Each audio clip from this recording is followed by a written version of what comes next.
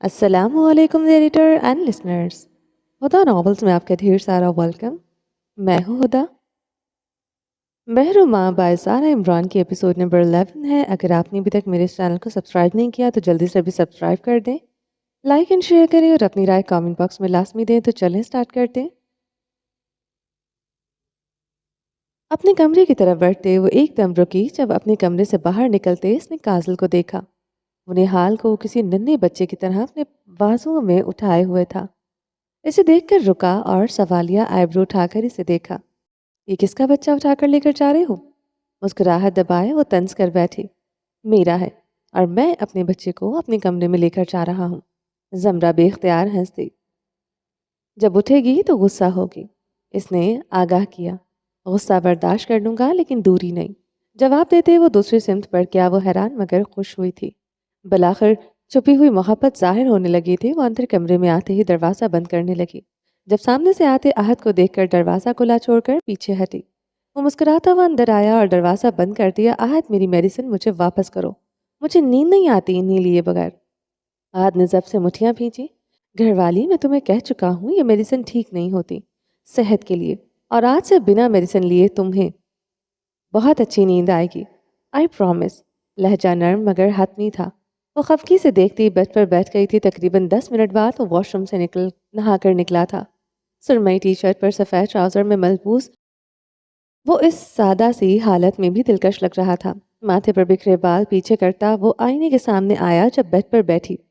زمرہ کا عکس اسے آئینے میں دکھائی دیا تھا۔ اسے ہی دیکھ کر ہی اس احد کے لب خود بخود مسکراہٹ میں ڈھلے تھے۔ یہ سرمئی آنکھیں ایک دن اسے برباد کر کے ہی چھوڑیں گی۔ وہ رنگوں کی رقابت رکھنے والا شخص تھا، اور اگر دنیا میں اسے کوئی رنگ پسند تھا تو وہ زمرہ کی آنکھوں کا رنگ تھا۔ اس کی گہری نظروں کی تپش محسوس کرتے وہ چہرہ پھیر گئی تھی۔ احد کھنکارتے ہوئے اس کی طرف بڑھنے لگا۔ جب دروازے پر دستک ہوئی اس نے دروازہ کھول کر دیکھا تو ملازم گرم دودھ کا گلاس ٹرے میں رکھ کے کھڑی تھی۔ یہ احد نے ہی منگوایا تھا۔ اس نے ملازمہ سے گلاس لیا اور اس کے پاس بیٹھ پر آ بیٹھا۔ زمرہ نے ایک ناسمجھی بھری نگاہ اس پر ڈالی اور دوسری دودھ پر۔ کب وہ دودھ پینے لگا؟ یہ پیو گھر والی۔ احد نے گلاس اس کی طرف بڑھایا۔ زمرہ کے لب واہ ہوئی، یہ تو اس کے لیے تھا۔ نہیں، بالکل بھی نہیں، تمہیں پتا ہے نا مجھے دودھ نہیں پسند، میں نہیں پیوں گی۔ اس نے فوراً چہرہ موڑ لیا۔ بچہ گرم دودھ اچھا ہوتا ہے، اسے پینے کے بعد تمہیں نیند اچھی آئے گی۔ وہ اس کے پاس بیٹھتا اسے بچوں کی طرح بہلانے لگا۔ میں یہ بالکل نہیں پیوں گی، تم چاہے کچھ بھی بولو۔ وہ بگڑی۔ بنا پینا تو پڑے گا، کیونکہ تمہیں پلائے بنا میں یہاں سے ہلنے والا نہیں ہوں۔ زمرہ نے ناک سے کوڑ کر اس ڈھیٹ کو گھورا تھا۔ دیکھو پلیز سمجھنے کی کوشش کرو، اس کا ٹیسٹ بالکل اچھا نہیں ہوتا۔ گھوری کام نہ آئے تو کیا ہوا، یہ معصوم روپ تو ضرور کام آئے گا۔ میرے پاس ایک طریقہ ہے جسے تمہیں اس کا ذائقہ اتنا برا نہیں لگے گا۔ ایک مزید کوشش۔ کون سا طریقہ؟ اس نے تفتیش چاہی۔ احد بنا جواب دیے اس کے قریب ہوا اور گلاس زمرہ کے ہونٹوں سے لگاتے دوسرے ہاتھ سے اس کی چھوٹی سی ناک کو اپنی 2 انگلیوں میں دبایا۔ اب اسے جلدی سے پی جاؤ، شاباش۔ زمرہ اس کو دیکھ کر رہ گئی تھی مزید بحث کے لیے۔ بغیر اس نے دودھ کو حلق میں اتارا۔ اس کا بدمزہ ہوتا چہرہ دیکھ کر احد نے لب کاٹتے اپنی مسکراہٹ روکی تھی۔ دودھ ختم کرتے اس نے غصے سے احد کا ہاتھ اپنی ناک سے ہٹایا تھا۔ پی لیا، آپ تنگ مت کرنا، مجھے عجیب لاجک ہے، اس انسان کے دودھ پینے سے بھی بھلا کسی کو اچھی نیند آ سکتی ہے؟ وہ جل کر بڑبڑاتی، لحاف سر تک اوڑھتے لیٹی تھی۔ وہ بے آواز ہنس دیا تھا۔ اس نے گلاس نائٹ سٹینڈ پر رکھا اور اس کا لحاف ہٹایا۔ آخر مسئلہ کیا ہے تمہارے ساتھ؟ وہ بکتا گئی تھی۔ اس طرح سونے کی کوشش کرو گی تو کبھی نیند نہیں آئے گی۔ یا اللہ، آخر چاہتا کیا تھا یہ آدمی؟ زمرہ کا دل کیا تھا اس کے پاس پڑا وہ شیشے کا گلاس اس کے سر پر دے مارے۔ اچھا تو مجھے پھر نیند کیسے آئے گی؟ اس کا سوال کسی طنز سے کم نہیں تھا۔ پاس آؤ۔ زمرہ کو اپنے قریب کرتے احد نے بہت نرمی سے اس کا سر اپنی گود میں رکھا۔ اسے اس کی توقع نہیں تھی۔ وہ بے اختیار ٹھٹکی، مگر اگلے ہی لمحے اس نے اپنے بالوں میں احد کی انگلیوں کا لمس محسوس ہوا تو اس کے ذہن میں سکون اترنے لگا۔ سو جاؤ بچہ، میں وعدہ کرتا ہوں کوئی ڈراونا خواب نہیں آئے گا۔ اس کا لہجہ اتنا نرم تھا کہ زمرہ کی آنکھوں میں نمی در آئی تھی۔ وہ آنکھیں بند کرتی اپنی آنسوؤں پر قابو پانے لگی۔ وہ سب غور سے کرتے ہوئے خاموشی سے اس کے بالوں میں انگلیاں پھیرنے لگا۔ احد۔ چند لمحوں بعد احد نے اس کو اپنا نام منمناتے سنا۔ زمرہ نے آہستہ سے آنکھیں کھولی اور اس کا نرمی سے ہاتھ تھاما۔ اگر کبھی کبھی صرف مجھ پر या दुनिया में किसी एक पर एतबार करना पड़ा तो तुम किसका एतबार करोगे? वो संजीदा थी। ये कैसा सवाल है ज़मरा? ज़मरा को कोई जवाब न मिला। इसे क्या जवाब देती? इसने शर्मिंदगी से नज़रें झुका ली। अहद ने इसका चेहरा अपने हाथों में थामते हुए इसे खुद को देखते हुए पर मजबूर कर दिया था। आखिर किन अल्फाजों में तुम्हें समझाऊं? जब मेरी दुनिया ही तुम्हारे इर्द गिर्द घूमती है तो तुम्हारे और दुनिया के दरमियान में इस में से किसी एक पर भरोसा करने का तो सवाल ही पैदा नहीं होता। जमरा का सांस मानो थम गया हो। वो वाहिद थी। वो अहद की मोहब्बत को इतने सालों में देख क्यों नहीं सकी थी? क्या वो इतनी बेवकूफ़ थी कि वो इतने सालों से इसकी मोहब्बत कर रहा था और वो नाबीना बनी इससे दुश्मनी निभाती रही थी? अगर कोई जमरा सुल्तान से पूछता कि मोहब्बत क्या है तो वो सिर्फ एक शख्स का नाम लेती। अहद इब्राहिम का। कोई अहद इब्राहिम जैसी मोहब्बत नहीं कर सकता था, और ये मोहब्बत अगर किसी खुशकिस्मत के नसीब में आई थी तो वो जमरा सुल्तान थी। जमरा के पास कोई अल्फाज नहीं बचे थे। इसने कोई जवाब नहीं दिया, बल्कि बहुत नरमी से अहद की कमर के गिर्द हाथ बांधते अपना चेहरा मजीद इसके हिसार में छुपाया। आंसुओं को बहने दिया गया। अगर किसी ने हमें अलग करने की कोशिश की तो? अब की आवाज़ रुंधी हुई थी। दुनिया सिर्फ कोशिश कर सकती है जमरा। अलग होना या ना होना हमारे अपने इख्तियार में होता है। जानती हो मोहब्बत करने वाले कब अलग होते हैं? मैं जब दोनों में से किसी एक की मोहब्बत में खोट होती है। झुककर इसका सर चूमते वो फिर से इसके बाल सहलाने लगा। जमरा ने इस बार कोई और सवाल नहीं किया था। वो इस पर एतबार करना चाहती थी। इसकी आगोश में कभी से नींद ने आंखें से इल्म ही नहीं हो सका था। वो एक छोटा सा अपार्टमेंट था जहां लाउंज के साथ ओपन किचन था। लाउंज की खिड़की के सामने एक अधेड़ उम्र मर्द खड़ा था। क्रीम शलवार सूट के ऊपर स्याह शाल अपने गिर्द लपेटे वो पुरसुकून सा खड़ा था। चाय लेंगे या कॉफी? स्याह स्वेटर में मलबूस यावर खयानी ने किचन से निकलकर पूछा। इस आदमी की पुश्त थी यावर के सामने। वो आदमी सुस्त रवि से पलटा और हल्का सा मुस्कुराया। वो आदमी कोई और नहीं बल्कि इब्राहिम खान हाकिम का नवाब थे। फिलहाल तो खान फिलहाल तो जानकारी लूंगा। आहिस्ता आहिस्ता कदम उठाते वो सोफे पर आ बैठे और टांग जमा ली। यावर ने सवालिया आईब्रो उठाए। वो भी इनके सामने आ बैठा। कैसी जानकारी? तुमने जमरा के साथ ऐसी कौन सी डील की है जिससे वो तुम्हारे साथ अहद के खिलाफ जाने के लिए मान गई? सवाल गैर मुतवक्को था। यावर के गले में गिल्टी से उभर कर मातूम हुई। हमारी डील में ये बताना तय नहीं हुआ था कि इब्राहिम साहब आप चाहते थे जमरा अहद के खिलाफ चली जाए और इसे बर्बाद कर ले, इसीलिए आपने मुझसे डील की। आफ्टर ऑल अहद की कंपनी बर्बाद होगी तो फायदा तो मुझे ही होगा ना। अब मैंने भाभी को कैसे मनाया ये मैटर नहीं करता। दो टुक अंदाज में जवाब दिया। इतना तो मुझे अंदाजा था जितनी नफरत वो अहद से करती है इसे राजी करना मुश्किल ही नहीं होगा। लेकिन फिर भी इब्राहिम का जहन अब तक उलझा था। वैसे मुझे हैरत होती है आप अपने ही बेटे को कैसे बर्बाद कर सकते हैं? यावर ने अफसोस से सर झटका। मकसद मौजू बदलना था। अगर तो तुम समझ लेते तो तुम्हें इतना अंदाजा हो जाता कि मैं अपने बेटे को बर्बाद नहीं करना चाहता हूँ। वो मुस्कुराए थे। अब बात वो कैसे? वो कहने लगे जब मुलाजिम ने आकर इनके सामने 2 कॉफ़ी के मग रखे और पलट गया। जब बात मर्द की अना और गैरत पर आती है तब मर्द गहरी से गहरी मोहब्बत भी भूल जाता है। जब अहद को अपनी बीवी के इस धोखे का इल्म होगा तो जाहिर है वो इसे फूलों के हार तो नहीं पहनाएगा ना, और घी में तेल डालने का काम करेंगे। इस लड़की ने मुझसे मेरा बेटा छीन लिया और इसे लगा मैं खामोश बैठ जाऊंगा। बिल्कुल भी नहीं। अपने भाई का तख्त ना छीना मैंने तो मेरा नाम भी इब्राहिम नहीं। वो अज़म से कह रहे थे। यावर तलखी से मुस्कुरा दिया था। Well played. लेकिन आपको ऐसा क्यों लगता है कि अहद जमरा को इस ओहदे से हटाकर खुद इसकी जगह ले लेगा? क्योंकि जमरा ने इसे बर्बाद किया होगा और इसका हर्जाना भी जमरा को ही भरना पड़ेगा। दोनों एकदम हंस पड़े और चाय का मग उठाकर साथ लगाते इसका लुत्फ लेने लगे थे। सुबह की किरणें अंधेर कमरे को रोशन किए हुए थी। वो किरणें निहाल के सोए हुए चेहरे पर पड़ रही थी। धूप मजीद तेज हुई तो इसने उकताहट से आंखें खोली और एकदम इसके चेहरे के सारे रंग गायब हो गए। वो काजल के में कमरे में थी, और सिर्फ इतना ही नहीं वो इसके हिसार में थी। क्या वो ख्वाब देख रही थी? इसने अपने पूरों से आंखें मसली और फिर देखा सब वैसा ही था। वो यहाँ कब कैसे आई? इसने गुस्से से पास सोई काजल को देखा जो बड़े मज़े से ख्वाबों में डूबा हुआ था। निहाल के तासुर एकदम नरम पड़ गए। वो पहली बार इसे इतना करीब और गौर से देख रही थी। बुखार वाली रात के बाद काजल का रवैया नरम था, मगर वो अलग कमरे में ही सोता था। लेकिन आज वो इसके इतने पास था। निहाल को यकीन नहीं आया था। इसे आज एक बार फिर एहसास हुआ कि कितनी मोहब्बत है इसे इस शख्स से। इसे एहसास हुआ था कि कितना तड़पी थी वो, इसके लिए कितना रोई थी। وہ کسی دیوانی کی طرح اس کا چہرہ تکتی رہی جب بے خودی کے عالم میں آ کر اس نے کاجل کے ماتھے پر بکھرے بال پیچھے کیے۔ نرم و ملائم بال کاجل نیند میں کسمسایا۔ نہال نے بے ساختہ اپنے ہاتھ پیچھے کر لیے۔ نیند میں اچھے نہ لگ رہے تھے۔ تو ابھی ٹھنڈا ٹھنڈا پانی پھینک دیتی۔ پتہ نہیں کیا سمجھتے ہیں خود کو۔ وہ بڑبڑاتے بیڈ سے نیچے اتری اور واش روم کی سمت بڑھنے لگی۔ جب ڈریسنگ ٹیبل پر اس کی نظر پڑی، آنکھیں ایک دم شرارت سے چمک اٹھی۔ نہال نے پنگا ہاں اب پتہ چلے گا۔ اس نے سنگار میز سے اپنی نیل پینٹ اٹھائی اور بیڈ پر آ کر اس کے پاس بیٹھی۔ بہت نرمی سے اس نے کاجل کا ہاتھ تھاما اور سرخ نیل پینٹ کا ڈھکن کھولا، اور اب کاجل کی ایک ایک انگلی پر سرخ نیل پینٹ لگا رہی تھی۔ بار بار وہ اس کا چہرہ بھی دیکھتی، کہیں اٹھ گیا تو کچا چبا جائے گا۔ نیل پینٹ کا ڈھکن بند کرتے اس نے اپنے شوہر کے دونوں ہاتھوں کو دیکھا جو سرخ رنگ میں دمک رہے تھے۔ وہ لبوں پر ہاتھ رکھتی شرارت سے ہنستی کمرے کے سے رفو چکر ہوئی تھی۔ آج اسے پتا چلے گا بیویوں سے پنگا نہیں لینا چاہیے، ورنہ یہ حال ہوتا ہے۔ حویلی کا ڈائننگ روم گھر کے مکینوں کی باتوں سے گونج رہا تھا۔ گلابی فراک اور جینس میں ملبوس بالوں کی اونچی پونی ٹیل بنائے وہ آرام دہ انداز میں داخل ہوتی کرسی کھینچ کر بیٹھی۔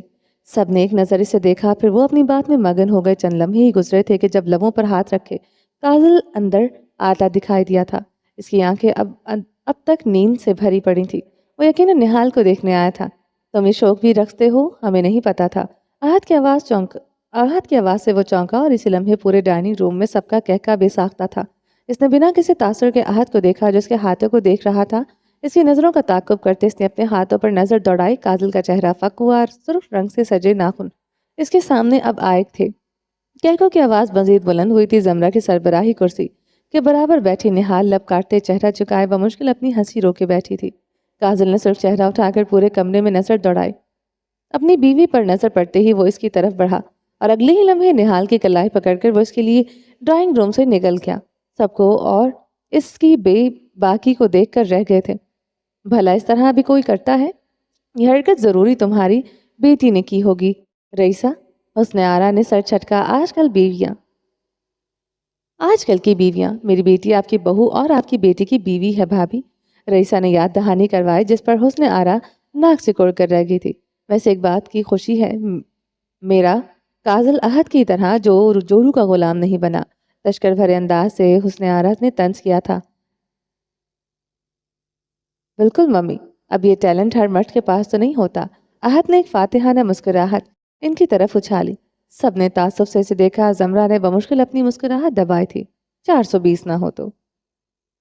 سیڑھیاں چڑھتے نہال نے بدوقت خلق تر کیا تھا۔ وہ اسے لیے کمرے میں داخل ہوا، دروازہ زور سے بند کیا۔ نہال اپنی جگہ اچھلی تھی۔ یہ کیا ہے؟ کچھ چاہتے اس نے اپنا ہاتھ اوپر کر کے دکھایا۔ نہال کے دانتوں پر زبان پھیری اور پہلو بدلا۔ ادھر میری طرف دیکھو، کچھ پوچھ رہا ہوں۔ اس کا لہجہ ذرا سخت ہوا۔ نیل پینٹ ہے اور کیا ہے؟ وہ سادگی سے بولی۔ کاجل نے لب کھینچے دیکھ رہا ہے مجھے، لیکن یہ میرے ہاتھ میں کس نے لگائی ہے؟ میں نے ہی لگائی ہے، مجھے بہت پسند ہے نا آپ کو لال رنگ۔ اس نے طنز کیا تھا۔ کاجل جو کب سے مصنوعی سختی چہرے پر سجائے بیٹھا تھا ایک دم مسکرا تھا۔ بہت شرارتی نہیں ہو گئی تم؟ وہ قدم اٹھاتا اس کے قریب آنے لگا۔ نہال نے بازو سینے پر باندھ لیے۔ بہت تیز نہیں ہو گئے آپ؟ جواب دو ٹوکایا تھا۔ اتنا غصہ کیوں کر رہی ہو بیوی؟ وہ اس کے سامنے ایک دم قریب آ کر کھڑا ہوا۔ تو اور کیا کروں؟ میں آپ کو شاباشی دوں؟ وہ بگڑی کہ واہ میرا بہادر شوہر قتل کر کے آیا ہے۔ وہ راستہ بنا کر جانے لگے جب کاجل نے اس کا بازو تھام لیا۔ کہا نا سوری، اب نہیں کروں گا دوبارہ ایسا۔ کاجل نے دوسرے ہاتھ سے اس کے گال پر ہاتھ رکھا۔ وہ تمسخرانہ ہنسی۔ معاف کرنے سے وہ زندہ ہو جائے گا نہیں نا؟ آپ نے اس کی جان لینے سے پہلے یہ تک نہیں سوچا کہ اس سے کسی کی 2 وقت کی روٹی جڑی ہوگی۔ آپ مجھے بتائیں نا کہ میں اس کے بیوی بچوں کا کیا قصور؟ بولے؟ وہ اس کی آنکھوں میں آنکھیں گاڑے اس کا ضمیر جگانے کی کوشش کر رہی تھی۔ کاجل چند لمحے اسے خاموشی سے دیکھتا رہا۔ میں نے پتہ کروایا تھا اس کی کوئی بیوی بچے نہیں، وہ اکیلا رہتا ہے۔ نہال کی آنکھیں حیرت سے واہ کیا تھا یہ شخص؟ جو بھی ہوا اس سے کیا فرق پڑتا ہے؟ وہ ویسے بھی آپ نے اس کا قتل کرنے کے بعد پتہ کروایا ہوگا۔ اگر اس کی بیوی بچے نکل آتے تو تب کیا؟ ہاں، کاجل نے ضبط سے آنکھیں میچ کر کھولی تھی۔ تب میں ان کی ذمہ داری لیتا، ویسے بھی اچھا ہی ہوتا، ان کی بھی جان چھٹ جاتی ایسے گھٹیا مرد سے۔ نہال نے لب بھینچتے اس کی گرفت سے نکلنا چاہا۔ چھوڑے مجھے آپ سے کوئی بات نہیں کرنی۔ وہ اب تک بدظن تھی۔ ارے ایسے کیسے؟ یہ مٹاؤ پھر جہاں جانا ہے چلی جانا۔ اس نے اپنے ہاتھ کی طرف اشارہ کیا۔ نہیں مٹاؤں گی، کیا کر لیں گے؟ کاجل آج کے بعد کاجل آج عرصے بعد اس نہال سے مل رہا تھا جس کا غصہ ہمیشہ اس کی ناک پر رہتا تھا۔ میں تمہیں جانے نہیں دوں گا، کاجل نے بے اختیاری سے کندھے اچکا، وہ بھی ٹھیک تھا۔ اف، کیا ہو گیا ہے؟ کیا مصیبت ہے؟ اکتاہٹ سے اتنے بلا کر نیل پینٹ ریموور اٹھایا اور اسے لیے بیٹھ پر بیٹھی، اور اب سر جھکائے کاٹن پیڈز کے ذریعے ایک ایک کر کے اس کے ناخنوں پر سجے سرخ رنگ کو مٹا رہی تھی۔ اس کا سارا دھیان اس کے ہاتھوں پر تھا، لیکن کاجل کا دھیان صرف اس پر۔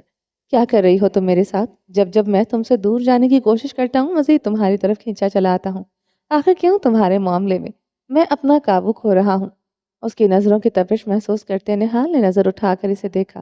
سے آنکھوں میں آج وہ الگ ہی جذبات دیکھ رہی تھی۔ ہو گیا، اب میں جا سکتی ہوں؟ اس کی نگاہوں کو نظر انداز کرتے وہ رکھائی سے بولی۔ وہ اسے یوں ہی دیکھتا رہا اور پھر بنا کچھ کہے اس نے نہال کی گردن کی پشت پر ہاتھ جمائے اور جھک کر بہت نرمی سے اس کا ماتھا چوما۔ وہ اپنی جگہ سٹل ہوئی تھی۔ وہ پیچھے نہیں ہٹا تھا بلکہ اس کے ماتھے سے اپنا ماتھا ٹکاتے وہ آنکھیں موند گیا تھا۔ نہال نے اس کی تیز چلتی سانسوں کو اپنے چہرے پر محسوس کرتے آنکھیں بند کی تھی۔ تم نہیں جانتی میرے اندر اب تک کتنی آگ ہے۔ جب سے مجھے یہ پتا چلا ہے کہ کسی غیر مرد نے تمہیں چھوا ہے، تم نہیں جانتی کہ نہ چاہتے ہوئے بھی تم ہر وقت میرے ذہن میں رہتی ہو۔ تم نہیں جانتی میری اتنی کوشش کے بعد بھی تم سے نفرت نہیں کر پا رہا۔ بے بسی ہی بے بسی تھی اس مرد کے انداز میں۔ نہال نے چونکتے آنکھیں کھولی۔ وہ جانتا تھا کہ وہ کیا کہہ رہا ہے۔ یہ سب تمہاری وجہ سے ہوا ہے۔ مجھے لگ رہا ہے میں خود کا قابو کھو رہا ہوں۔ تمہیں تکلیف ہوتی ہے تو میں بھی اذیت کا شکار ہوتا ہوں۔ کیا ہو رہا ہے مجھے نہال؟ کیوں ہو رہا ہے؟ آخر کیوں میں مجھے تمہارے سوا کچھ نہیں سوچتا؟ نہال خاموش رہی۔ وہ نہال کے جواب چاہتا تھا، وہ اپنی اس مشکل کو آسان کرنا چاہتا تھا۔ اس نے فاصلہ قائم کرتے آنکھیں کھولی اور نہال کی آنکھوں میں دیکھا جو بھیگ رہی تھی۔ میرے ساتھ ایسا پہلے کبھی نہیں ہوا، کبھی بھی نہیں۔ پھر اب کیوں؟ وہ رہاس ہی ہوا تھا۔ اپنے پوروں سے اس نے نرمی سے نہال کے آنسو صاف کیے۔ کیا آپ کو مجھ سے محبت ہو گئی ہے کاجل؟ وہ چونکا۔ محبت؟ تو کیا یہ ایک لفظ اتنے سارے جذبے رکھتا ہے؟ جو یہ سب محسوس کرتا ہے تو کیا اس کا مطلب وہ شخص محبت میں مبتلا ہے؟ آج کاجل ابراہیم کو محبت کا اصل مفہوم کا پتہ چلا تھا۔ اگر جو تمہارے لیے محسوس کر رہا ہوں اسے محبت کہتے ہیں تو ہاں، مجھے تم سے محبت ہو گئی ہے۔ وہ بے بسی سے مسکرایا۔ روتے روتے نہال کی آنکھیں مسکراتی۔ اتنے سال لگ گئے اس شخص کو یہ اعتراف کرنے کے لیے۔ وہ اگلے ہی لمحے اس کے قریب ہوتی اس کے سینے آ لگی۔ کاجل کے پورے وجود میں سکون اترا تھا۔ اس نے نہال کے گرد بازو حمال کرتے اپنا حصار تنگ کیا۔ وہ سب جیسے ایک اعتراف کے بعد بھول گئی تھی۔ ناراضگی، غصہ، سب کچھ۔ شام ڈھل چکی تھی اور آسمان پر سیاہی چھائی پڑی تھی۔ سردیاں ختم ہونے کو تھی لیکن رات کو پھر بھی تیز اور ٹھنڈی ہوا چلتی تھی۔ وہ صرف دوپٹہ اوڑھے لان میں کھڑی سامنے کسی نقطے پر نظر جمائے ہوئے تھی۔ گاڑی کے ہارن کی آواز پر وہ چونکی اور دوسری طرف سمت دیکھا۔ احد کی گاڑی پورچ میں داخل ہو رہی تھی۔ وہ صبح کا گیا اب لوٹ رہا تھا۔ وہ گاڑی سے نکلا اور سرسری سے نظر ادھر ادھر دوڑائی۔ زمرہ اب رخ موڑے اسے دیکھ رہی تھی۔ سیاہ شلوار، سوٹ کے کف موڑے اور سیاہ شال اپنے گرد لپیٹے، اور وہی روبدار انداز۔ احد کی نظریں اسی سمت گئیں اور وہیں ٹھہر گئیں۔ وہ اسے دیکھ کر تھکان زدہ سا مسکرایا اور اس کی طرف قدم بڑھائے۔ تمہیں کتنی دفعہ کہا ہے میں نے اس طرح یہاں کھڑی مت ہوا کرو، ٹھنڈ لگ جائے گی۔ وہ اسے مصنوعی سختی سے ڈپٹتا پاس آیا تھا۔ اپنی شال اتارتے اس نے زمرہ کے شانوں سے اڑھائی اور اچھے سے اس کے گرد لپیٹی۔ کہاں سے آ رہے ہو تم؟ صبح سے کہاں غائب تھے؟ سنجیدگی سے سوال داغا۔ احد نے جواب نہیں دیا۔ زمرہ کے کندھے پر ہاتھ رکھتے وہ اسے لیے اندر کی طرف بڑھنے لگا۔ وہ اس کی خاموشی پر مشکوک ہوئی تھی۔ کمرے میں آتے اس نے کمرے کا دروازہ بند کیا۔ اپنی گھڑی اتارتے اس نے اپنی قمیض کے 2 بٹن کھولے اور پشاوری چپل اتارتے وہ چت بیڈ پر لیٹ گیا تھا۔ گہری سانس ہوا میں خارج کرتے اس نے اپنے چہرے پر ہاتھ پھیرا۔ زمرہ اس کی ایک ایک حرکت کو جیسے حفظ کرنے کی کوشش میں تھی۔ وہ صوفے کے ساتھ رکھے میز کے پاس رکھا، جگ اٹھا کر گلاس میں پانی بھرتی اس کے پاس آئی اور گلاس اس کی طرف بڑھایا۔ احد نے تعجب سے بھویں اچکائیں۔ اب کیا صاف کروانا ہے؟ اٹھ کر بیٹھتے اس نے گلاس اس سے لیا۔ زمرہ خفگی سے سانس بھر گئی تھی۔ نیکی کا تو زمانہ ہی نہیں رہا۔ گلاس نائٹ سٹینڈ پر رکھتے اس نے زمرہ کا ہاتھ پکڑ کر اپنے قریب کیا تھا۔ تم کبھی کبھار میری خدمت کرتی ہو نا، تو اس لیے ذرا حیران ہو جاتا ہوں۔ اس کی آنکھوں میں شرارت جھلک رہی تھی۔ بیویاں کبھی کبھار خدمت کرتی اچھی لگتی ہیں، ورنہ شوہر سر پر چڑھ جاتے ہیں۔ وہ جل کر بولی تھی۔ اوہ ریئلی؟ احد نے لبوں پر امڑنے والی مسکراہٹ کو بمشکل روکا۔ تم نے مجھے بتایا نہیں کہاں تھے تم صبح سے؟ اس نے اپنا وہی سوال دہرایا۔ اسلام آباد گیا تھا آفس کے کام سے، اس لیے دیر ہو گئی۔ وہ حیران ہوئی تھی، وہ کبھی اسلام آباد سے ایک دن میں واپس نہیں آیا کرتا تھا۔ اس کی آنکھیں دیکھ کر وہ سمجھ چکی تھی وہ تھکا ہوا ہے۔ اس سے پہلے وہ پوچھتی جب احد نے نرمی سے اپنے بازو اس کی کمر کے گرد لپیٹے اور آہستگی سے اپنا سر اس کے پیٹ پر رکھ دیا۔ وہ سٹپٹاتے سمٹی اور سر جھکا کے اسے دیکھا جو آنکھیں موندے ہوئے تھا۔ تم کل آ جاتے، کتنا لمبا سفر ہے، خواہ تھکا دیا خود کو۔ وہ اس لیے فکر مند ہوئی۔ حیرت کن منظر۔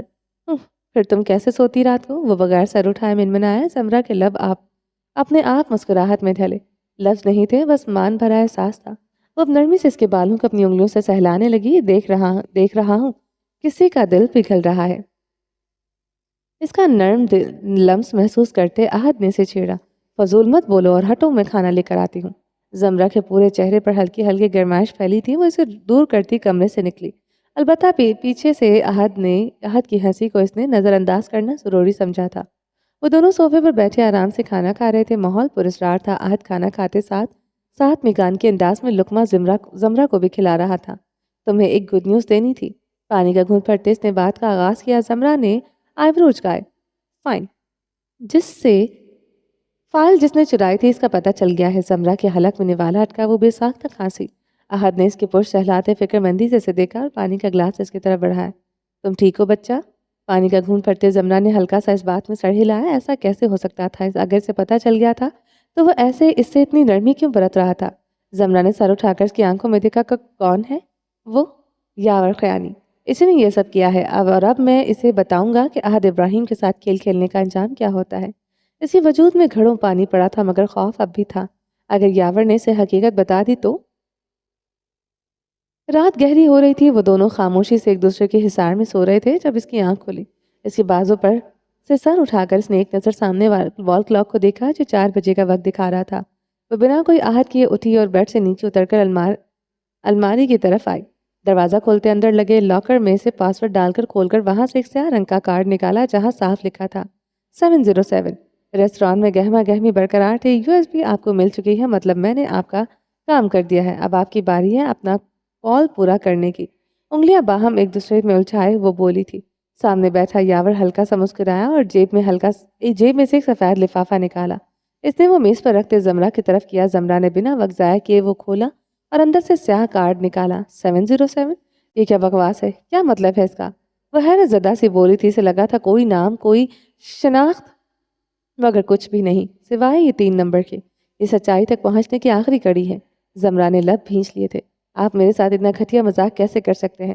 اس کی آواز دبی دبی گراہٹ میں گونجی۔ میں نے آپ کو وہ لا کر دیا جو آپ چاہتے تھے، تو بہتر ہوگا آپ بھی مجھے وہی لا کر دیں جو میں چاہتی ہوں۔ مجھے وہ ہاف فوٹیج چاہیے ہر حال میں۔ اس نے وہ کارڈ میز پر رکھ دیا۔ ضرور دیتا اگر وہ فوٹیج میرے پاس ہوتی تو، لیکن یاور نے تھوڑی کھجائے۔ لیکن کیا؟ بولیے، لیکن کیا؟ اس کی آنکھیں خوف سے پھٹ پڑی تھی۔ وہ آخری چیز تھی جو اس کے دل و دماغ میں چلتے طوفان کو بجھا سکتی تھی، لیکن اوپر سے آرڈر ہی یہی آیا ہے کہ اگر آپ کو وہ ثبوت چاہیے تو آپ کو اس تک خود پہنچنا ہوگا۔ وہ سادگی سے کہہ رہا تھا، مگر زمرہ وہ شل رہ گئی تھی ساکت۔ اس کا مطلب آپ خود میرے پاس نہیں آئے تھے، آپ کو بھیجا گیا تھا۔ وہ کسی ٹرانس کی اسی کیفیت میں چلی گئی تھی۔ آپ صرف ایک ذریعہ تھے۔ یاور خیانی ہلکا سا مسکرا کر کندھے اچکا گیا تھا۔ یہ کھیل اتنا آسان نہیں لگ رہا جتنا لگ رہا تھا۔ اس نے گہری سانس بھرتے وہ کارڈ واپس اپنی مخصوص جگہ پر رکھا اور الماری بند کی۔ زندگی کا ہر باب اس کے لیے پیچیدہ ہوتا جا رہا تھا اور وہ بے بس تھی۔ باب ہشتم۔ فرید۔ آسمان نیلا پڑ رہا تھا۔ ڈھلتا سورج اس نیلے آسمان کو مزید دلکش بنا رہا تھا۔ صبح سے شام ہو گئی تھی، لیکن حویلی کے ملازمین اب تک گہما گہمی میں نظر آ رہے تھے۔ صدقے کے بکرے، غریبوں میں بانٹے جانے والی دیگیں، صدقے کے پیسے، کمبل اور کپڑے، سب تیار تھا۔ اب اگر کسی کا انتظار تھا تو وہ اس کا جس کے ہاتھ لگنے کے بعد یہ سب لوگوں میں تقسیم ہونے تھے۔ آپ فون کریں نا کاجل کو، وہ اب تک کیوں نہیں آیا؟ حسن آرا صبح سے بے چین تھی اور اب زیادہ ہو رہی تھی پریشان۔ گھر کے بڑے اس وقت باہر لان میں بیٹھے چائے پی رہے تھے۔ اگر یوں کہیں کہ زین کا بھی انتظار تھا تو غلط نہیں ہوگا۔ گھر کا بچہ بال بچ کر جو آ رہا تھا۔ حسن آرا ذرا سا صبر ہی کر لو، وہ لوگ راستے میں ہوں گے۔ ابراہیم نے حسن آرا کو تعصب سے دیکھا تھا۔ رکو تم، ابھی بتاتی ہوں تمہیں۔ لان میں ایک دم شور گونج اٹھا تھا۔ وہ لوگ مڑے تو نہال فون پکڑے کھلکھلاتی باہر بھاگ رہی تھی اور ہیزل اس کے پیچھے تھی۔ دیکھو نہال، میں کہہ رہی ہوں ڈیلیٹ کر دو ورنہ اچھا نہیں ہوگا۔ ہیزل نے اسے سختی سے آگاہ کیا لیکن نہال کی ذات پر کوئی اثر نہ پڑا تھا۔ پہلے پکڑ تو لوں مجھے، وہ مزید کھلکھلائے۔ ہیزل نے لب کھینچ لیے۔ نی نگوڑیوں، کیوں بھاگ رہی ہو؟ کیا ہوا ہے؟ اس نے آرا نے ناگواری سے پوچھا۔ دیکھیں نا آنٹی، ہم دونوں سیلفی لے رہے تھے لیکن اس نے میری تصویر اچھی نہیں آئی۔ اب اسے کہہ رہی ہوں ڈیلیٹ کر دے تو یہ منع کر رہی ہے۔ وہ خفا سے اس کی طرف آئے جہاں سب بیٹھے تھے۔ ہاں تو میری تصویر تو اچھی آئی ہے نا؟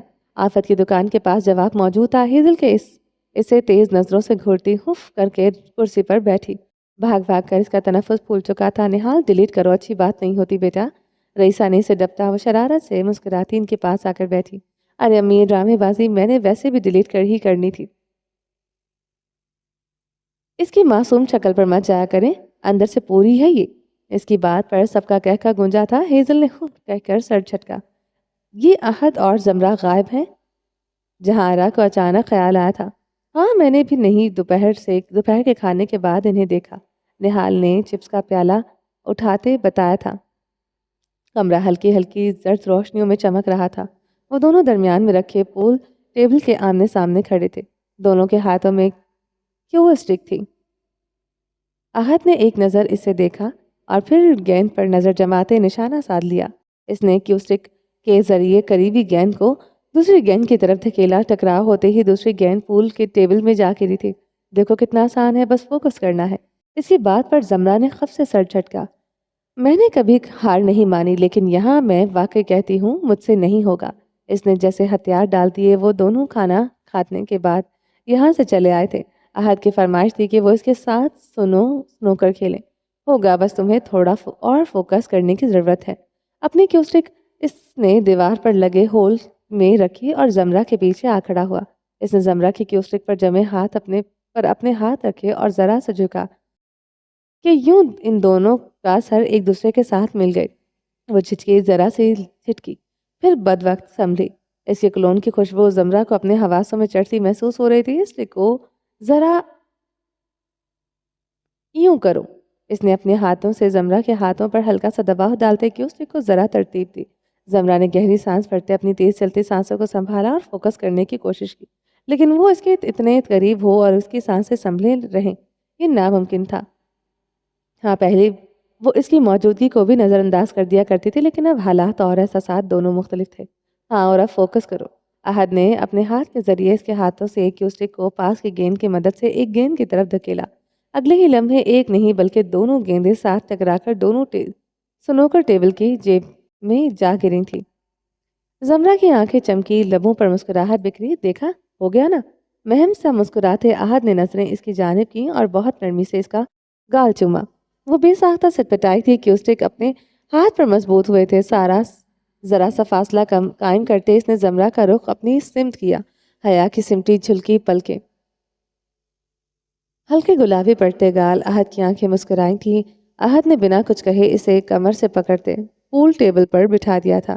زمرہ نے چوکتے بے اختیار سے شانوں سے تھاما تھا۔ قربان، زمرہ نے اسے منمناتے سنا تھا، دھیمی بھاری خوبصورت آواز، مگر ایک ہاتھ اس کے قریب جمع تھے۔ احد نے اپنے دوسرے ہاتھ کی پوروں سے اس کا وہی گال سہلایا جہاں اب تک زمرہ کو اس کا لمس محسوس ہو رہا تھا۔ مجھے ہمیشہ لگتا تھا تم نے صرف آغا جان کے لیے کہنے پر میرا محافظ بننے کے لیے شادی کی ہے، وہ ہلکی آواز میں کہہ رہی تھی۔ احد من ہی من ہنس دیا تھا۔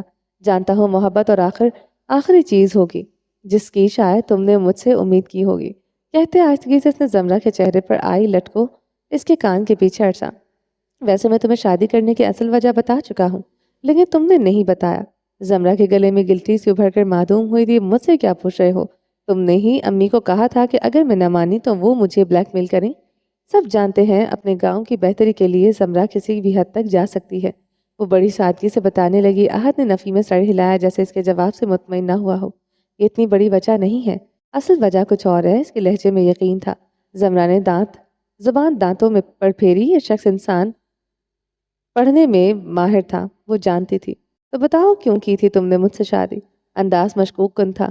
زمرہ نے گہرا سانس بھرا اور اس کے شانے پر پھر سے ہاتھ ہٹاتے بازو سینے پر باندھ لیے تھے۔ ترس کھا کر لی تھی، تمہاری عمر بھی تو بڑھ رہی تھی، سوچا بیچارے کا بھلا ہی کر دوں، آخر میں بے نیازی سے شانے اچکا دیے۔ احد دل کھول کر مسکرایا اور اس کے بالوں پر ہاتھ جما تھے۔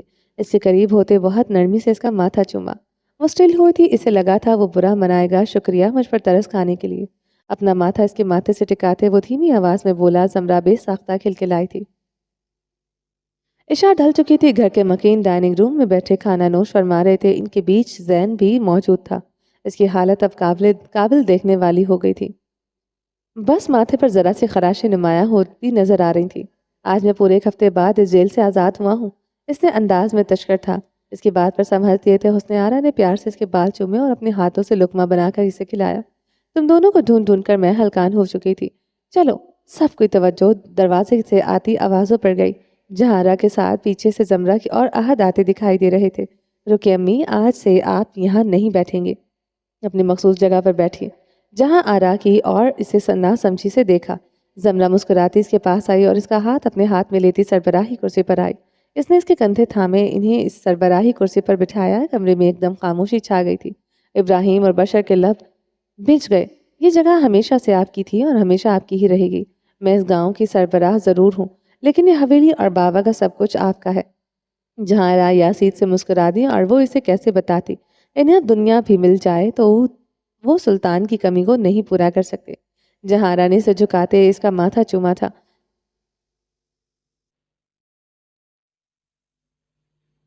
سلطان ٹھیک کہتے تھے، تم واقعی ہماری کسی نیکی کا صلہ ہو۔ خوش رہو ہمیشہ۔ سمرا گہرا سا مسکرائی اور رخ موڑ کر احد کے پاس آ بیٹھی۔ اسے اپنے پاس دیکھ کر احد کی آنکھوں میں تعجب در آیا، لیکن پھر وہ محبت سے مسکرایا۔ اب کیسی طبیعت ہے تمہاری زین؟ زمرا نے پلیٹ میں کھانا ڈالتے سرسری سے پوچھا۔ احد کی مسکراہٹ غائب ہوئی، جبڑے کی رگیں تن گئی، سب کے زین کی آنکھیں چمک اٹھی تھیں۔ پہلے سے بہتر ہے، تم بتاؤ کیسی ہو؟ کافی کمزور لگ رہی ہو۔ وہ آج اتنے سالوں بعد اس طرح سے بات کر رہی تھی۔ زین کو بڑی خوشی ہوئی تھی۔ احد کی نظروں کے شعلے ابھرنے لگے تھے، کانٹے پر گرفت مضبوط ہوئی تھی۔ اس کا دل کر رہا تھا یہی کانٹا زین کی آنکھوں میں گھونپ دے۔ نہیں، ایسا تو کچھ نہیں لگتا، مجھے کیا ہونا؟ زمرا نے بڑی سادگی سے جواب دیا تھا۔ اسے ایک دم اپنے دوسرے ہاتھ پر سخت گرفت محسوس ہوئی تھی۔ زمرا نے میز کے نیچے جھانک کر دیکھا، وہ احد کا ہاتھ تھا جو اس کی انگلیوں کو اپنی انگلیوں میں سختی سے پھنسائے ہوئے تھا۔ اس نے نظر اٹھا کر اسے دیکھا۔ احد کا چہرہ دیکھ کر زمرا کو ایک لمحہ بھی نہیں لگا تھا جاننے میں کہ اسے زین سے بات کرنا اچھا نہیں لگا تھا۔ اگلے ہی لمحے احد کا فون رنگ ہوا تھا۔ اس نے فون کان سے لگایا اور اٹھ کھڑا ہوا۔ وہ بنا کچھ کہے وہ باہر کی طرف بڑھ گیا تھا۔ زمرا نے اپنے ہاتھ دیکھے جو پھر ٹھنڈے پڑ چکے تھے۔ کیا اپ ڈیٹ ہے شیرا؟ وہ باہر پوش میں آیا تھا، وہی روبدار انداز، شیرا سامنے ہی کھڑا تھا۔ اگلے ہی لمحے شیرا نے ٹیب اس کی طرف بڑھایا۔ باس، ڈین کو بہت اچھے سے سمجھا دیا اور سی سی ٹی وی فوٹیج بھی ڈیلیٹ کروا دی ہے۔ وہ مکان کے انداز میں بتانے لگا، اور یہ پروفیسر کی ساری ڈیٹیلز ہیں۔ اس نے ٹیب کی طرف اشارہ کیا۔ اس کے ریزائن لیٹر میں لکھوا دیا ہے کہ وہ ہمیشہ ہمیشہ کے لیے ملک چھوڑ کر جا رہا ہے۔ باقی اس کا کوئی ولی وارث نہیں تو سوائے اس کے گرل فرینڈ سے کسی کو کوئی مسئلہ نہیں ہوگا۔ احد نے اس بات میں سر ہلایا اور گاڑی میں بیٹھ گیا اور اگلے ہی لمحے گاڑی زن سے آگے بڑھا دی۔ چند ماہ قبل آفس کا کمرہ شانت پڑا تھا۔ چار دیواریں خاموش کھڑی تھی، مگر ایک گہرا راز اپنے اندر دفن کیے ہوئے تھا۔ ایک دم دروازہ دھڑام سے کھلا اور وہ اندر داخل ہوئی۔ اس کا سانس پھولا ہوا تھا، آنکھوں میں سرد پن تھا۔ وہ اندر آئی اور دروازہ بند کرتی وہ سیدھا پورے آفس کا جائزہ لینے لگی۔ ڈاکٹر کے الفاظ اب تک کسی سیسا کی طرح سے کانوں میں گونج رہے تھے۔ وہ میز کے پاس آئی اور ہر ایک دراز کو دیکھنے لگی، کوئی ایک نشانی، کوئی ایک ثبوت، کچھ بھی، کیسا کبھی کچھ بھی ڈھونڈ نہ پاتی تو اس نے ایک دم غصے سے ساری فائلز نیچے پھینکی۔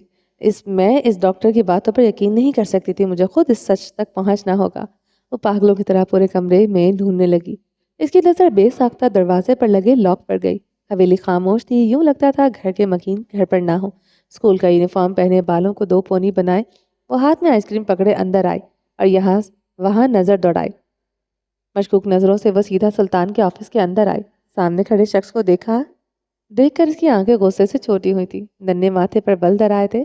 ارے سڑیل، میرے بابا کے آفس میں کیا چوری کر رہے ہو ہاں؟ سر اٹھا کر تنقیدی نظریں اس پر جمائیں۔ وہ اسے کچا نگلنے کے طاق میں تھے، بھورے رنگ کی پولو ٹی شرٹ میں اور جینز میں ملبوس سر پر پی کیپ جمائے وہ بنا اثر لیے سر جھکائے سے دیکھتا رہا۔ اوہو، دیکھو تو جنگلی بلی آج میری مٹی کی جگہ آئس کریم کھا رہی ہے۔ اس پر طنز پر زمرا نے ناک سکوڑ کر سے دیکھا۔ او ہیلو، میں بھولی نہیں، کیسے تم نے بابا سے میری شکایت لگائی تھی۔ چچا زمرہ مٹی کھا رہی ہے، چگل خور کہیں کا۔ اس نے منہ بنا کر اس کی نقل اتاری تھی۔ ہاں تو تم نے کیوں بابا سے میری شکایت لگائی تھی کہ میں نے لڑکے کو پیٹا ہے؟ اور صرف اتنا نہیں بلکہ میں ایک رات حوالات میں بھی گزار کر آیا ہوں۔ آغا جان کی چمچی۔ وہ دونوں ایک دوسرے کو آنکھیں چھوٹی کیے گھورتے رہے جب احد نے اس کی ایک پونی پکڑ کر اسے دروازے کے پیچھے کیا تھا۔ زمرہ کا منہ کھل گیا، آنکھوں میں مزید غصہ در آیا، لیکن احد ابراہیم پر اس کا کچھ اثر نہ ہوا تھا۔ ظاہر ہے نہیں۔ کر کیا رہے ہو تم؟ اور تم نے میرے بال کیسے کھینچے؟ وہ 4 فٹیا اس لمبے چوڑے لڑکے پر گرجی۔ احد اسی سادہ تاثر کے ساتھ پلٹا اور اس بار اس کی دونوں پونی ایک ساتھ پیچھے کو کھینچ کر چھوڑ دی۔ ایسے وہ اس کو ایسے دیکھ کر رہ گئی۔ وہ واپس پلٹا اور دروازے کے لاک پرنٹ پر ٹائٹ کرنے لگا تھا۔ زمرہ نے گاہے بگاہے نظر دوڑائی اور پڑا سٹول اٹھا کر اس کے پیچھے رکھا اور خود اس پر چڑھ گئی۔ اگلے ہی لمحے اس نے احد کے بال اپنی چھوٹی مٹھی میں جکڑ کر پیچھے کو کھینچے۔ احد ہاتھ سے چھوٹے سیاہ شے چھوٹ کر نیچے گری۔ وہ تیورا کر پلٹا۔ غصے سے احد کے لب بھیج گئے، مگر وہ بنا ڈر کے اسے گھورتی رہی۔ احد نے بے ساختہ اسے اس کے دونوں بازوں سے اٹھایا اور تیزی سے اسے گول گول گھمانے لگا۔ زمرہ کی آنکھیں باہر آنے کو بےتاب ہوئی تھی۔ سوری پلیز مجھے نیچے اتارو، اب نہیں کروں گی، پکا وعدہ پلیز۔ وہ تیزی سے چلانے لگی تھی۔ احد فاتحانہ مسکرایا تھا اور رکا اور اسے میز پر بٹھایا۔ زمرہ نے سکون کا سانس بھرا تھا۔ جنگلی بلی، چپ چاپ یہیں بیٹھی رہو اور مجھے کام کرنے دو۔ اسے تنبیہ کرتا واپس مڑا اور وہ چھوٹی شے اٹھا کر لاک میں لگانے لگا۔ وہ چپ چاپ اسے پیر ہلاتی اسے مشکوک سی دیکھتی رہی جب وہ اس کی طرف پلٹا۔ وہ اترنے لگی جب رکی۔ رکو، خود مت اتر جانا، گر جاؤ گی۔ میز کافی اونچی تھی، مگر زمرہ کی جگہ کوئی اور ہوتا تو خود اتر جاتا، لیکن وہ جانتا تھا گرتے پڑتے اس کا دن ہی نہیں گزرتا تھا۔ اس کے پاس آیا اور بازوؤں سے اسے پکڑ کر اسے نیچے کھڑا کیا۔ گھر اتنا خالی کیوں ہے؟ سب کہاں گئے ہیں؟ وہ اس کا ننھا ہاتھ اپنے مضبوط ہاتھ میں پکڑتا باہر کی طرف آیا جب وہ پوچھنے لگی۔ پنچایت پر گئے ہیں۔ احد کے چہرے پہ کوئی تاثر نہیں تھا۔ سنو، ابھی تم نے وہ چھوٹا سا کیا لگایا تھا؟ اس کے سوال پر وہ گہرا سانس بھر کر رہ گیا تھا۔ وہ جانتا تھا یہ سوالوں کی دکان چپ نہیں ہوگی۔ دیکھو، چوری ہوئی تھی نا کچھ دن پہلے، تو چچا نے مجھ سے کہا کہ آج میں کیمرہ لگاؤں، لیکن بنا کسی کو بھنک پڑے۔ وہ پنجوں کے بل بیٹھ کر اسے بتانے لگا، اور تم بھی کسی کو نہیں بتانا، میں تمہیں چاکلیٹ لا کر دوں گا، ٹھیک ہے؟ زمرہ کی آنکھیں فوراً روشن ہوئی۔ بڑی والی چاکلیٹ؟ اس نے چہک کر پوچھنے پر احد نے سر اس بات میں ہلایا۔ ٹھیک ہے، ویسے بھی میں تمہاری طرح چگل خور نہیں ہوں۔ احد نے اسے تعصب سے دیکھا۔ تم یہ جو دنیا کے سامنے معصوم بنتی ہو نا، صرف میں اور میرا اللہ گواہ ہے تم کتنی بڑی چڑیل ہو۔ وہ ناک سے مکھی اڑاتی اوپر کی طرف بڑھ گئی تھی جیسے اس کی بات سنی ہی نہ ہو۔ وہ ایک دم سرد سا مسکرائی اور دروازے کی طرف آئی۔ جھک کر اس کے لاک کے اندر جھانکا۔ کیمرہ موجود تھا۔ وہ بھاگتی ہوئی میز پر آئی اور نیچے بڑے دراز سے لیپ ٹاپ نکالا۔ وہ سلطان کا لیپ ٹاپ تھا۔ چند لمحے میں وہ ہر فوٹیج چیک کر چکی تھی۔ اس نے تھوک نکلتے سلطان کی موت سے ایک رات پہلے کی فوٹیج کھولی۔ اس کے ہاتھ سرد پڑ رہے تھے، لیکن وہ جو دیکھنے کی امید کریے بیٹھی تھی وہاں وہ نہیں تھا۔ اس نے بشر اور ابراہیم کو اندر آتے دیکھا تھا۔ یہ کیسے ہو سکتا تھا؟ اس رات سوائے سلطان اور زمرہ کے گھر پر کوئی نہیں تھا۔ پھر یہ دونوں، انہوں نے سلطان سے بیٹھ کر بات کی اور اٹھ کر چلے گئے۔ ان کی باتوں سے لگتا تھا وہ اپنے بھائی کو حوصلہ دینے آئے ہوں۔ کچھ بھی مشکوک نہیں لگتا تھا۔ سلطان نے ان کے جانے کے بعد اپنی دوائی لی اور ریوالونگ چیئر پر سر پیچھے کر کے آنکھیں موند گئے تھے۔ چند گھنٹے ویسے ہی بیٹھے رہے۔ جب اٹھ کھڑے ہوئے تو دروازے کے پاس آئے۔ جب ان کے دروازہ کھولنے سے پہلے ہی دروازہ کھلا اور صرف ایک عکس نمایاں ہوا۔ اگلے ہی لمحے فوٹیج ختم ہو گئی۔ زمرہ کا چہرہ سفید پڑ گیا۔ ایسے کیسے فوٹیج ختم ہو سکتی ہے؟ کیسے؟ کس نے کی؟ اس کا دماغ اپنوں کی محبت اور فریب پر الجھ چکا تھا۔ اس طرح آدھا ادھورا سچ لے کر کیسے جان سکتی تھی کہ کون تھا وہ شخص اور کیوں اس نے اس کے باپ کا قتل کیا؟ اس کیمرے کے بارے میں صرف 3 لوگ جانتے تھے، وہ سلطان اور احد۔ تو کیا احد نے؟ اس کا دماغ مانو ساری الجھی کڑی کو جوڑ رہا تھا۔ 3 دن اس نے 3 دن اس شخص کا انتظار کیا، وہ بھی زندگی میں پہلی بار۔ بھورے رنگ کے شلوار سوٹ میں ملبوس وہ اپنی گاڑی سے نکلا اور اندر آیا۔ وہ سامنے ہی کھڑی تھی، نیلے شلوار قمیض پر سفید دوپٹہ اوڑھے۔ احد کے تاثر نرم پڑ گئے جبکہ وہ ویسی ہی بت بنی کھڑی رہی۔ کیسی ہو؟ وہ اس کے پاس آیا۔ ٹھیک ہوں، تم سے ایک کام تھا۔ وہ صرف زمرہ سلطان جانتی تھی کہ وہ کتنی ٹھیک تھی۔ بابا کے لیپ ٹاپ میں کچھ مسئلہ ہے، اگر تم آ کر دیکھ لیتے تو اچھا ہوتا، کیونکہ اس وقت میں باہر سے کسی کو بلا نہیں سکتی۔ وہ بڑی سادگی سے کہہ رہی تھی۔ احد نے نفی میں سر ہلا دیا۔ میں دیکھ لیتا، کوئی بڑی بات نہیں ہے۔ وہ کہتا سلطان کے آفس میں کی طرف بڑھ گیا تھا۔ वो भी इसके पीछे चल दी थी। आहद ने मेज पर से लैपटॉप उठाया और सोफे पर आकर बैठा। जमरा का दिल जोर जोर से धड़कने लगा था, हाथों में पसीना छूटने लगा। आहद ने नरमी से लैपटॉप से नजर उठाकर इसे देखा। इसका पासवर्ड क्या है? जमरा साकत रह गई। क्या तुम्हें बाबा के लैपटॉप का पासवर्ड नहीं पता? इसकी आंखें सामने बैठे मर्द का चेहरा पढ़ने की कोशिश में थी, जो बहुत पुरसुकून था। एक शिकन तक नहीं। मुझे क्यों इनके लैपटॉप का पासवर्ड पता होगा जमरा? आहद ने ना समझी से पलटकर सवाल दागा। नहीं, ऐसे ही मुझे लगा। खैर, वो इसके पास आई और पासवर्ड डालकर लैपटॉप वापस इसे दे दिया। मैं अभी आई, वो सरगोशी नुमा कहती अगले ही लम्हे कमरे से निकल गई। बाहर आते इसने दरवाजा बंद किया और इसके साथ लग गई। ये क्या हो गया था? जो चीज सुलझने वाली थी वो इसे मजीद कैसे उलझ गई? ये आखिरी रास्ता था सच तक पहुंचने का। लेकिन इसने ये सारा नाटक इसलिए ही तो रचा था कि वो ये जान सके कि वो शख्स अहद ही है जिसने वो फुटेज गायब की है, और अहद ही है जो असली कातिल को जानता है। अगर अहद नहीं तो फिर कौन? कौन बाबा के कातिल को बचाना चाह रहा है? अगर वो मजीद दिन इस तरह बेसुकून रही तो वो शायद मर जाएगी या पागल हो जाएगी। इसने फैसला कर लिया था, चाहे जो कुछ हो जाए वो इस शख्स को तक पहुंच कर रहेगी। तब तक के लिए इसे बिखरना नहीं है, इसे संभलना है, अपने मरहूम बाप के लिए, माँ के लिए, इस गांव के लिए, इन लोगों के लिए। हवेली पुरसुकून थी, चंद बत्तियां रोशन थी। कमरे का दरवाजा खोलकर वो बाहर निकली और सामने लगी वॉल क्लॉक पर नजर पर डाली। रात के 12 बज रहे थे। दुपट्टा अच्छे से खुद के गिर्द फैलाते वो नीचे आई और किचन की तरफ बढ़ी। फ्रिज से दूध निकालकर इसने पतीले में डाला और गैस पर चढ़ाया। इसका वजूद सिर्फ यहाँ था, मगर जहन कहीं और उलझा हुआ था। यावर ख़यानी, मैंने सोच भी कैसे लिया वो शख्स यावर ख़यानी हो सकता है। तुम जो कोई भी हो, मैं तुम्हें ढूंढ कर रहूंगी, और जिस दिन तुम मुझे मिल गए ना, मैं तुम्हें भी इन्हीं कातिलों के साथ जमीन में दफनाऊंगी। वो अपनी ही सोचों में गर्क थी। इसे अपने हाथ की जल्द जलती हुई महसूस हुई थी। वो एकदम ट्रांस से बाहर आई जब हाथ किसी ने इसका बाजू पकड़कर इसे पीछे किया था। कहाँ खो गई थी? इसने सामने खड़े शख्स को देखा। वो जैन था जो गैस बंद करके इसकी तरफ आ रहा था।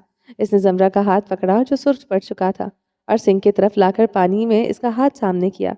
जमरा ने बेसाख्ता अपना हाथ इसकी गिरफ्त से आज़ाद किया। रिलैक्स, मैं सिर्फ तुम्हारी मदद कर रहा था, कहते वो स्टोव की तरफ बढ़ा और कपड़े से गिरा हुआ दूध साफ किया।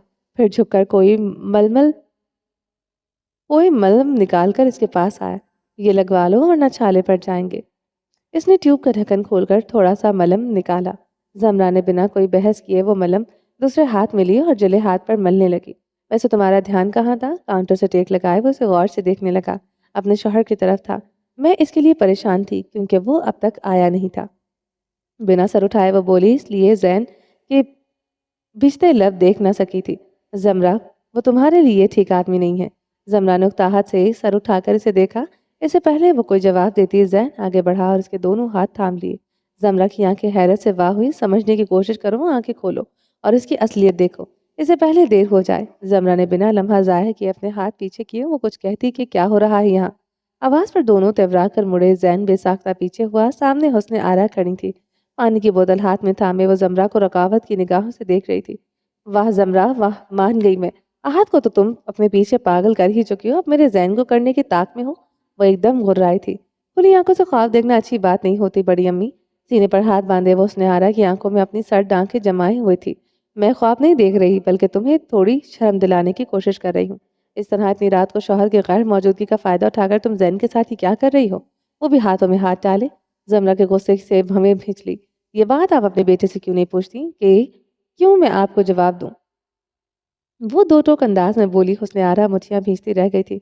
बताओ अपनी माँ को, जैन तुम यहाँ किचन में क्या कर रहे हो मेरे मेरे साथ? इसने जैन की तरफ रुख मोड़ते मेरे साथ पर जोर दिया था। अरे ये क्या बोलेगा? जाहिर है तुम्हारे पीछे पागल जो हो गया है, तुम्हारी ही बोली बोलेगा ना। लेकिन मैं ये सब होने नहीं दूंगी। अरे जहारा, बाहर आओ, अपनी बेटी की करतूत देखो। इसकी बुलंद आवाज हुई तो इतने ही अगले ही लम्हे घर के सब मकीन बावर्ची खाने में आ गए। क्या हुआ है भाभी, सब खैरियत तो है? नींद से बेदार रईसा ने मामला जानना चाहा। हाँ अपा, क्या किया है जूमी ने? जहारा ने सवालिया नजरें जमरा की तरफ फेरी जो उकताहट से ही थारा तमाशा देख रही थी। तुम्हारी बेटी अपनी हया भूल चुकी है आरा, शर्म दिलाओ से, क्योंकि शौहर के होते हुए इसके भाई पर डोरे नहीं डाला करते। और यहाँ जमरा की बस हुई थी। अब आप हद पार कर रही हैं बड़ी अम्मी।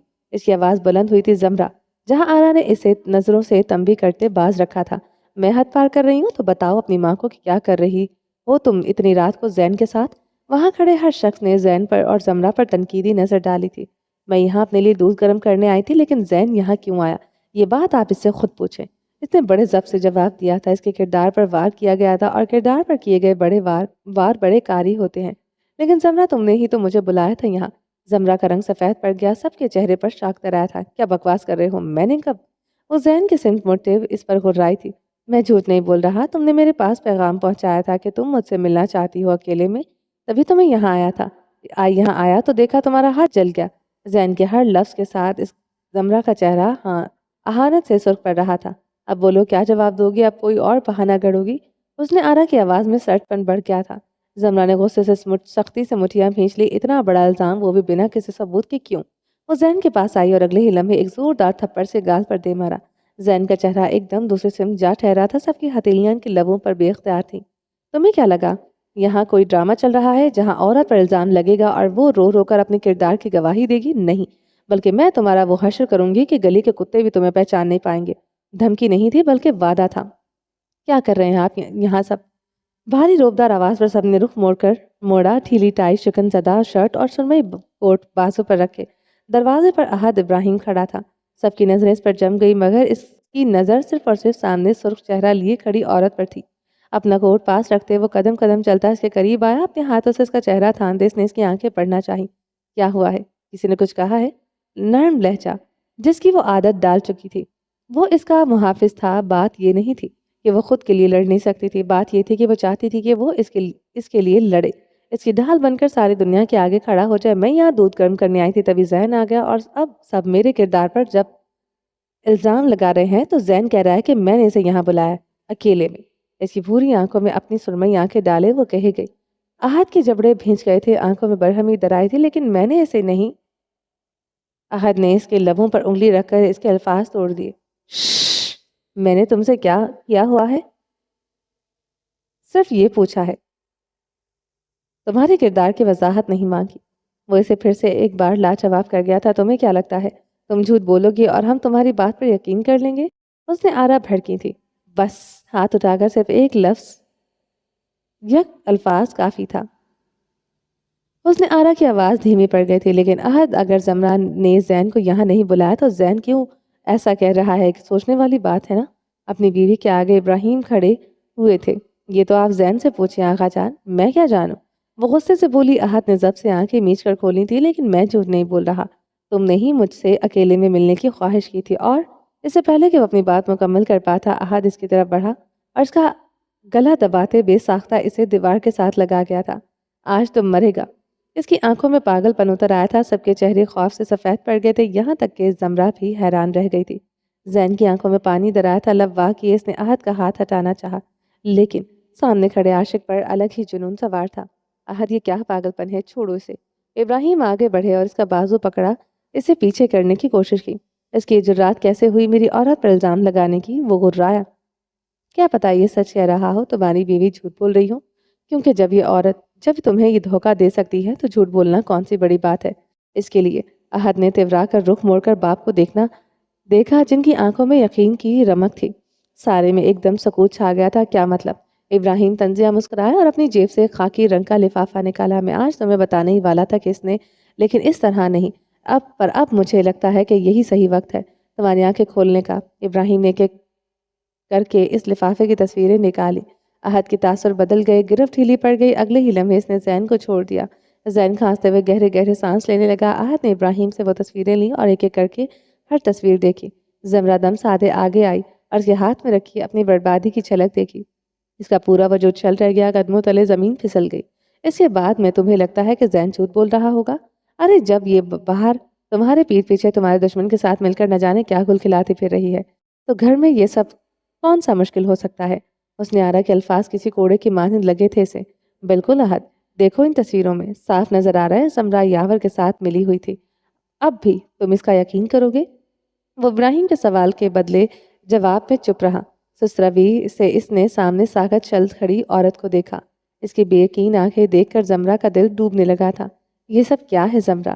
یہ تصویریں؟ جہاں آرا اس کے پاس آئی اور اسے بازو سے پکڑ کر اس کا رخ اپنی طرف کیا، وہ بھی اتنی ہی حیران زدہ تھی۔ زمرہ نے جواب نہیں دیا، وہ ویسے ہی بے حس و حرکت کھڑی رہی۔ ہاں پوچھو اپنی لاڈلی بیٹی سے، اس نے آرا نے مزید اکسایا تھا۔ کوئی میری بیوی سے سوال نہیں کرے گا، وہ آپ میں سے کسی کو بھی جواب نہیں ہے۔ احد کو سب لب واق کیے دیکھتے رہ گئے تھے۔ اچھا وہ ہمیں جواب دے نہیں، ٹھیک ہے، مگر تمہیں تو جواب دے ہے نا، تو پوچھو اس سے، تمہارے نکاح میں ہوتے تم سے وفا نبھاتی کی بجائے یہ تمہارے دشمن کے ساتھ کیا کر رہی تھی؟ جانتے ہو نا نواب گڑھ میں ایسی حرکت انجام دینے والی عورتوں کو بد کردار کہا جاتا ہے۔ اس نے آرا کے الفاظ لاکھ کڑوے سہی مگر سچ تھے۔ خبردار، دھوکے باز ہے مگر بد کردار نہیں، دونوں میں زمین آسمان کا فرق ہوتا ہے۔ اگر آپ نے اسے بد کردار کہا تو یاد رکھیے گا مجھ سے بڑا برا کوئی نہیں ہوگا، اور آپ بہت اچھے سے جانتی ہیں کہ مجھ سے برا کوئی ہے بھی نہیں۔ وہ گرجا تھا، گرج اتنی بلند تھی کہ حویلی کی دیواروں تک گونجی تھی۔ اگلے ہی لمحے اس نے زمرہ کی کلائی پکڑی اور اوپر کی سمت پر کیا تھا۔ بہت رات ہو گئی ہے، صبح بات کریں گے، سب جا کر سو جاؤ۔ ابراہیم اعلانیہ کہتے وہاں سے نکل گئے تھے۔ اس کے چہرے کے تاثرات پڑھنا مشکل تھا۔ اس کے دماغ میں اس وقت کیا چل رہا تھا؟ زمرہ اس کے پیچھے کمرے میں داخل ہوئی اور دروازہ بند کیا۔ احد بالکنی میں کھڑا، وہ بنا کچھ کہے اس کے قریب آئے اور اس کے پش اپ پر اپنا سر رکھتے اس کے گرد اپنا حصار تنگ کر گئی تھی۔ وہ بنا اثر لیے کھڑا رہا۔ میں جانتی تھی تم اپنا وعدہ نبھاؤ گے۔ تھینک یو سو مچ میرے ساتھ کھڑے ہونے کے لیے، دنیا کو چھوڑ کر مجھے چننے کے لیے۔ وہ مسکرا رہی تھی، آنسو گال پر لڑک کر احد کے پش کو بھگونے لگے تھے۔ تم یاور خیانی سے کیوں ملی تھی زمرہ؟ زمرہ تھم گئی۔ احد نے اس کی طرف رخ موڑا، بھوری آنکھوں میں کئی سوال تھے۔ میں نے کہا تھا میں دنیا اور تمہارے درمیان میں صرف تمہیں چنوں گا۔ میں نے وہی کیا، لیکن اب تم مجھے بتاؤ گی کہ تم کیوں ملی تھی اس سے؟ کیا اس نے تمہیں بلیک میل کیا تھا؟ وہ اسے یوں دیکھ رہا تھا مانو اس کے جواب پر ہی اس کی زندگی قائم ہو۔ احد، زمرہ کا خون ٹھنڈا پڑنے لگا تھا۔ احد میں مجبور تھی، مجھے معاف کر دو۔ اس نے نظریں جھکا لی، آنسوؤں میں مزید روانی آ گئی تھی۔ احد ویسے ہی بت بنے کھڑا رہا۔ میں خود تمہیں بتانے والی تھی، لیکن میں نہیں جانتی تھی کہ آقا جان کو پتہ چل جائے گا، اور وہ مطلب بابا ٹھیک تھے۔ وہ فائل یاور کو تم نے دی تھی؟ احد نے اس کی بات کاٹی تھی۔ وہ جانتی تھی جھوٹ بولنے کی گنجائش نہیں بچی تھی۔ سر جھکایا اس نے، سر ہلکا سا اس بات میں ہلایا تھا۔ کیوں کیا تم نے یہ سب؟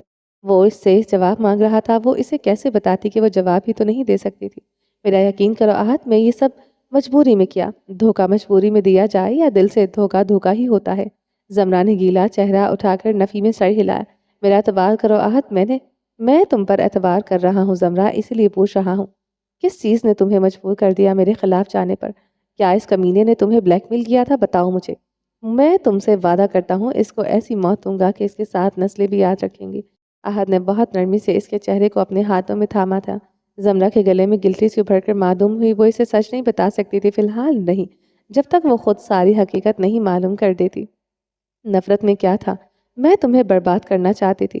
اس نے احد کے تاثرات بدلتے دیکھے، آنکھوں میں بے یقینی نظر آئی تھی۔ وہ اسی لمحے زمرہ کے اندر بہت کچھ ٹوٹ گیا تھا۔ کیوں؟ اس نے احد کی سرگوشی سنی۔ اگلے ہی لمحے احد کے ہاتھ اس کی چہرے پر مضبوط ہوئے تھے۔ کیا اتنی نفرت تھی تمہیں مجھ سے کہ تم نے یہی راستہ چنا مجھے برباد کرنے کا؟ ارے صرف ایک بار تم کہہ دیتی، میں اپنا آپ تک تم پر وار دیتا، لیکن اس طرح پیٹ پیچھے وار؟ زمرہ سلطان کب سے پیٹ پیچھے وار کرنے لگی؟ زمرہ کا دل کیا بس کے سینے سے لگ جائے، وہ اسے سب بتا دے، مگر بعض دفعہ ہم دماغ کے ہاتھوں مجبور ہو جاتے ہیں۔ لب پیوست کیے اس کے آنسوؤں میں مزید روانی آ گئی تھی۔ احد اب بھی کچھ نہیں بگڑا، تم اسے روک سکتے ہو، تم اپنی فائل واپس لے لو، میں مدد کروں گی تمہاری۔ وہ ایک امید سے بولی تھی، مگر احد تمسخرانہ ہنس دیا تھا۔ تم مجھے برباد ہوتے دیکھنا چاہتی تھی، تو تم سے محبت ہونے کے ناطے میں تمہاری اتنی چھوٹی خواہش تو پوری کر ہی سکتا ہوں، ہے نا؟ پہلے میں یہ سب روک رہا تھا، مگر اب نہیں۔ اگر میری بربادی میں ہی تمہیں خوشی ملتی ہے تو منظور ہے مجھے۔ زمرہ کی آنکھیں خوف سے واہ ہوئی تھی۔ یہ شخص کیا تھا؟ یا خدایا، اس کو سمجھنا اتنا مشکل کیوں تھا؟ کہ تم کیا کہہ رہے ہو؟ میں ایسا اب کچھ نہیں کر چاہتی، میں تمہیں برباد ہوتے نہیں کامیاب ہوتے دیکھنا چاہتی ہوں۔ وہ سب ماضی تھا، پلیز ایسا مت کرو پلیز۔ وہ ٹوٹ گئی۔ اس کے سینے پر ماتھا ٹکائے وہ پھوٹ پھوٹ کر رونے لگی، اس سے منت کرنے لگی۔ احد نے نہ اسے دور کیا نہ قریب، اس کا چہرہ ہر تاثر سے عاری ہو گیا تھا۔ تم وعدہ کرو تم ایسا کچھ نہیں کرو گے، بولو نہیں کرو گے نا ایسا؟ چہرہ اٹھا کر میز پر نگاہوں سے دیکھا، پر امید نگاہوں سے دیکھا تھا۔ بہت نرمی سے احد نے اسے خود سے الگ کیا اور بنا جواب دیے وہ کمرے سے باہر نکل گیا۔ زمرہ بے ساختہ اس کے پیچھے لپکی تھی، مگر سے قدم تیز تھے۔ احد میری بات سنو، تم کہاں جا رہے ہو احد؟ وہ پیچھے سے اسے بے قراری سے پکارتی رہی، مگر وہ اپنی گاڑی میں بیٹھا حویلی کے باہر چلا گیا تھا۔ وہ بھاگتے ہوئے دروازے کے پار آئی، اس کا دوپٹہ سر سے نیچے گر چکا تھا، مگر وہ بے سود سی بے آواز آنسو بہاتی رہی، وہی کھڑی رہی۔ کاجل تیز قدموں سے باہر پورچ میں آیا اور پاس کھڑے پہرے دار پر نظر دوڑائی جو پیٹ پیچھے کھڑے کیے تھے۔ کاجل نے سکون سے سانس ہوا میں خارج کی اور زمرہ کے قریب آیا۔ وہ ان کی سلطانی تھی۔ اس کا ننگے سر ہونا، گاؤں کے کسی بھی مرد کی نظر اس پر پڑنا، یہ ان کے لیے گناہ جیسا تھا۔ وہ سب اپنی حدود سے واقف تھے۔ کاجل نے اس کا دوپٹہ اس کے سر پر اڑھایا اور اس کا رخ اپنی طرف کیا۔ کاجل میں عہد کے دل میں اپنے لیے نفرت نہیں سہ سکتی۔ کاجل نے نفی میں سر ہلاتے اپنے پوروں سے اس کے آنسو صاف کیا۔ شش، وہ ٹھیک ہو جائیں گے، بس انہیں تھوڑا وقت دے۔ اس نے زمرہ کے سر پر ہاتھ رکھتے اسے دلاسا دیا۔ وہ اسے لیے اندر کی طرف بڑھ گیا تھا۔ وہ نفرت نہیں کر سکتے آپ سے زومی، وہ صرف ناراض ہے۔ آپ انہیں منائیں گی تو وہ مان جائیں گے۔ وہ اسے کمرے میں لایا، اسے بیڈ پہ بٹھایا، میز سے جگ اٹھا کر اس نے گلاس میں پانی بھرا اور اسے دیا۔ 2 گھونٹ پڑتے زمرہ نے گلاس واپس رکھ دیا۔ فریب، یہ ایک بہت چھوٹا لفظ ہے، مگر اس نے کئی رشتے توڑ دیے۔ ہمارے معاشرے میں مرد کا فریب ہو تو معاف کر دیا جاتا ہے، بلکہ بھلا بھی دیا جاتا ہے، لیکن عورت کا فریب نہ معاف کیا جاتا ہے نہ بھلایا جاتا ہے۔ کاجل نے آج زندگی میں پہلی بار اسے اپنے لیے اتنا تلخ ہوتے دیکھا تھا۔ زمرہ سلطان کب سے دنیا کو اتنی اہمیت دینے لگی؟ وہ خفا ہوا جب سے وہ ملا ہے جسے اب کھونے سے ڈر لگتا ہے۔ دھیمے لہجے میں کیا گیا اعتراف۔ زومی، بھروسہ رکھیں، کچھ نہیں کھوئیں گی آپ۔ وہ شخص جسے آپ کھونے سے ڈر رہی ہیں بہت بڑا ڈھیٹ ہے۔ وہ اتنی آسانی سے آپ کا پیچھا نہیں چھوڑنے والا۔ وہ نم آنکھوں سے ہلکا سا ہنستی تھی۔ آپ ابھی آرام کریں، صبح تک دیکھنا آپ کا ڈھیٹ شوہر آپ کے پاس ہوگا۔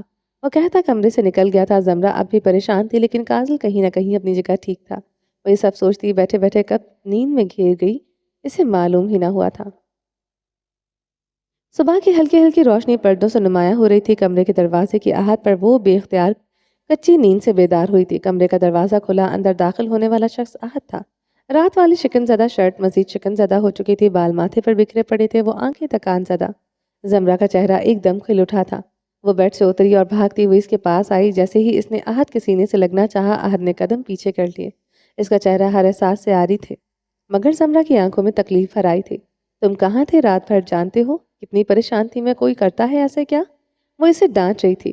میں نے کہا تھا پریشان ہونے کے لیے ہر جذبے سے عاری لہجہ نہیں ہونا چاہیے۔ نہیں نا، اور ویسے بھی مر نہیں کیا تھا۔ وہ شخص کتنا شفاق تھا اپنی ذات کے لیے۔